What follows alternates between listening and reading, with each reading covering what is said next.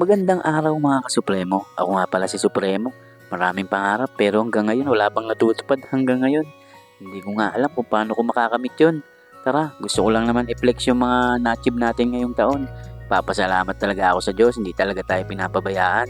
Siyempre, sasamahan na rin ang sipag at tiyaga mga kasupremo. So ito na nga yung bahay na nabili ko. So meron na tayong dalawang bahay. Yung isa nasa Pangasinan, siyempre. Meron na akong bakasyonan, di ba? So ngayon, dito sa lugar ko naman, nakabili ako ng bahay. Balik lang talaga siya. So ngayon, dahil biniyayaan tayo ng Panginoon at nagkaroon tayo ng budget, siyempre, hindi ko na nga itong pinakawalan. Agad-agad ko na nga itong pinagawa yung bahay na pinapangarap namin. So kahit papaano, kahit masakit sa bulsa, kinakaya pa rin talaga. Hindi talaga biro ang magpagawa ng ganitong bahay mga Supremo. Kailangan mo ng mahabang pasensya at kailangan mo rin talaga ng budget mga Supremo.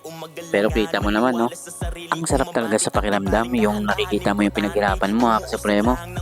Kaya sabi nga nila, kung may pangarap ka, matutupad yan, sipagan mo lang talaga. Siyempre, kailangan mo rin ng determinasyon para sa iyong sarili para matupad iyon. Hindi naman pwedeng shortcut lang lagi mga kasupremo. Siyempre, kailangan mo rin maghirap para ma-achieve mo yung mga ganitong pangarap mo sa buhay. Pagsubok ng laan niya para ako tumatag, kaya in-enjoy ko lang. Umahon man hindi, tumama man mali. Importante, problema'y hinarap mong nakangiti. Lang ang kahirapan, huwag kang panghinaan.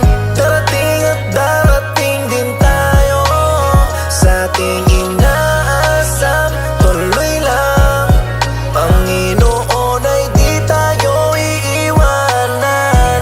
Magtiwala Kahit ka na anong lang. mangyari ko tiyain, ibaba man ng marami. Kung mahirap ay hindi yan basihan. Sipagan at sipagan, kabutihan ay palaging tuloy lang. Napakasarap ang buhay sa simpleng pamumuhay kung saan dito tayo ay sanay. Dati pang naglalakbay sa kahirapan, pagod na ako pero tiniis ko lang at tinitiis ko lang. Lalo't merong pamilyang umaasa. At saktong-sakto nga naman talaga, dumating na nga itong Hardiplex sa Kayero.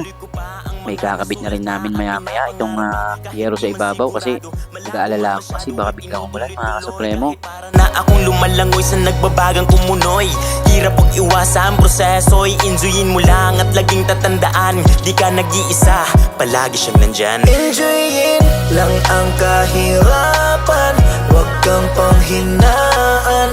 Darating at darating din tayo sa ating inaasam. Tuloy lang, Panginoon ay di tayo iiwan. Inumpisahan na nga naming magkabit ng yero dito mga kasupremo. Nagtulong-tulong na kami, may mga nag-volunteer na nga dito para daw mapabilis yung pagkabit dito. Alam mo naman, baka biglang umulan mga kasupremo. Nagpapasalamat nga pala ako sa mga tropa, mga tiyuhin at mga pinsan na tumulong sa akin.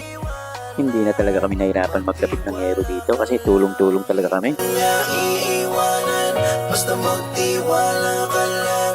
Di ka niya iiwanan, basta magtiwala ka lang. Di ka niya iiwanan, basta magtiwala ka lang.